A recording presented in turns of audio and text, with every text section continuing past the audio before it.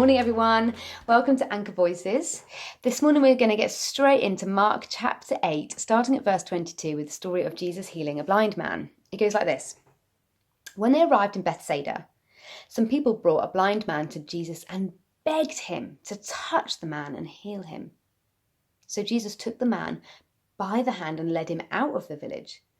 Then, spitting on the man's eyes, he laid hands on him and asked him, "Can you see anything now?" The man looked around.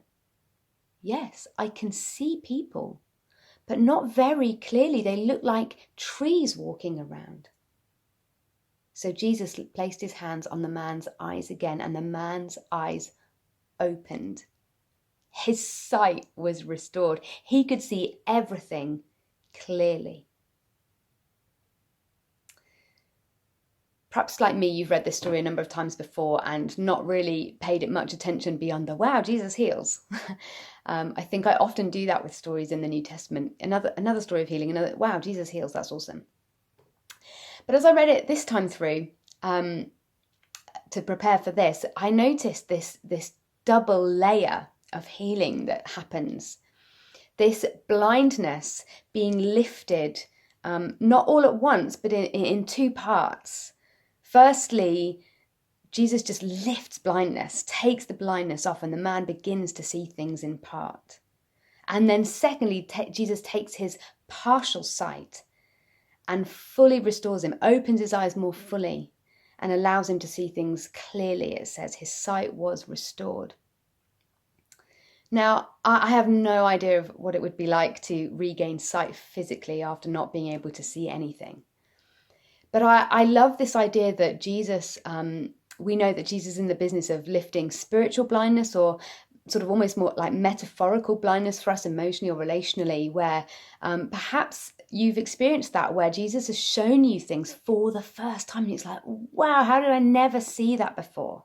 How did I never see that about God? How did I never see that about myself? How did I never see that about this life or these relationships or my work or whatever it is? And I think Jesus is in the business of lifting blindness off his people. And it can be a really exciting thing to see things for the first time. It can also be really painful and really uncomfortable to see things for the first time. See things about yourself that you didn't know were there. See things about God that you had wrong all this time, and then grieving how you'd seen him all that time and things you'd missed out on because of it. But what's really great is that Jesus, there's like this promise and this kind of opportunity that Jesus lifts the initial blindness, but he doesn't leave us there. He doesn't leave us partially sighted either. There's something deeper, there's something more. Jesus wants to give us clarity. Maybe there are things you already see, but you're like, I feel like I can't see it clearly. Jesus is in the business of fully restoring sight. Not just in part, but also taking what we do see in part and bringing full vision, full clarity, restoring clearly how we see him, how we see ourselves, how we see our lives and the world. Again, that can be painful, uncomfortable, but also really exciting.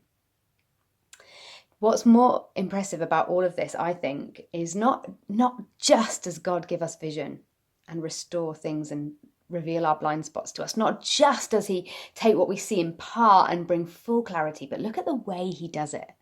Look in verse 23. He leads this blind man by the hand out of the village to this place of encounter face to face with just himself. He removes him from an environment where he might be humiliated, mocked, laughed, criticized, watched, and just all kind of aspects of negativity. He takes him to this place of being a bit more secluded, where he's face to face just with Jesus.